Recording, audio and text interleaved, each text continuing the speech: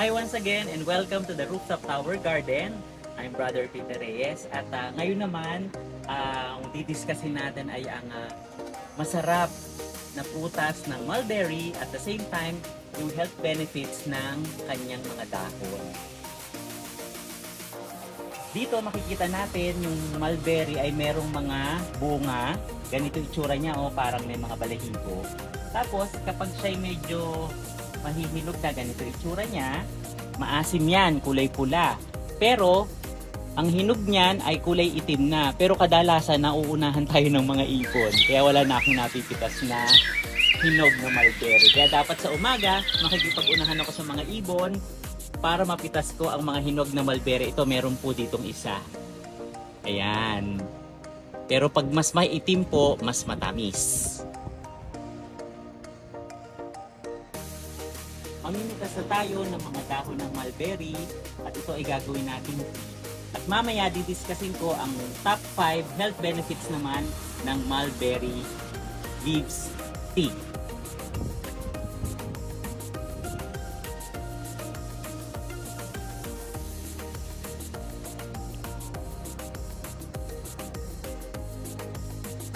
Alam niyo ba itong mulberry, madali lang siyang i-propagate dahil pag pinutol mo lang yung mga magulang na sanga nito, tusok mo sa lupa, yun, tutubo na yon.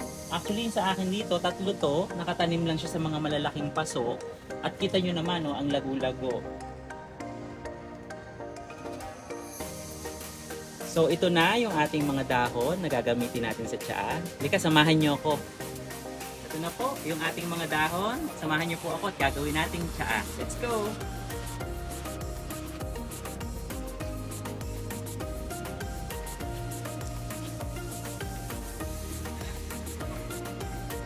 Yan. Natiligan na rin ang ating mga halaman. Yan. So gagawa na tayo ng ating mulberry leaves tea. So again, napaka-useful talaga nitong aking coffee press. Yung iba pinakukuluan talaga sa kettle, pero ako kasi okay na sa akin itong mas fresh. Mas fresh siya. Yung iba nga pinatutuyo pa to bago gawin siya. Pero ito sa atin hindi na. So fresh, basta make sure na nahuhugasan yung mabuti. Yan. So again, boiling water to. Sarap. Doon yung mahangin talaga dito sa rooftop, lalo sa bandang hapon. Sarap tumapay. So let it steep for mga 3 to 5 minutes lang naman.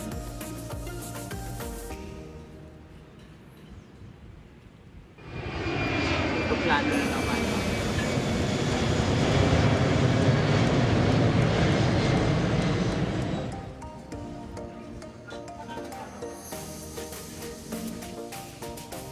Itong lugar namin talaga, daanan talaga siya ng mga eroplano, local tsaka international flights. Pero buti, medyo mataas.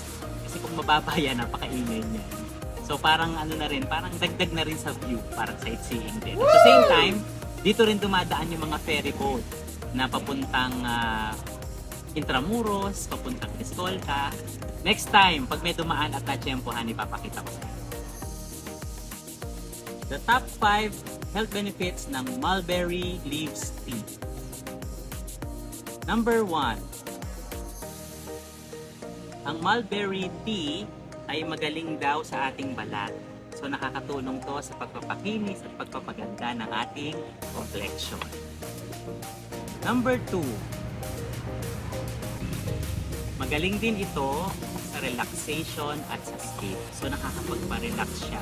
So mainam daw uminom ng isang cup ng mulberry tea bago matulog.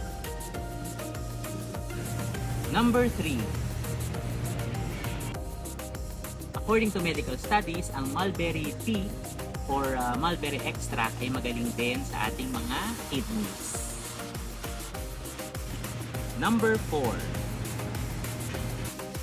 Ang mulberry tea din daw ay magaling din sa ating mga mata. So for healthy vision development at it also relieves eye soreness. Number 5. At ang panglimang health benefits niya, ito ay magaling na pampababa ng blood sugar. Kaya love na love ko talaga ang mulberry tea. So titikman natin kung anong lasa. Actually alam ko na yung lasa, no? Titikman ko ulit.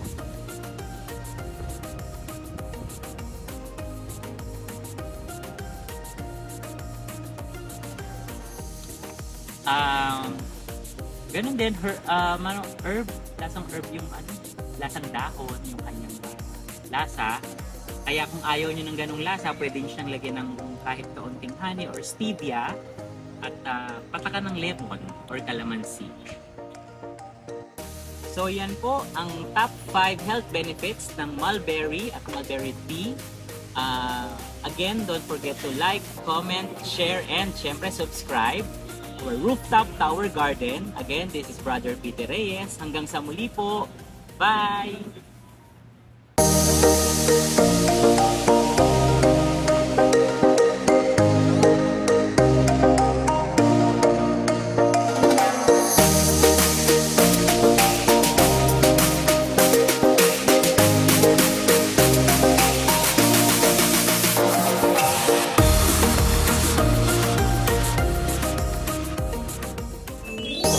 Rooftop Tower Garden is located at 18G Valderrama Street, Bambang, Pasig City.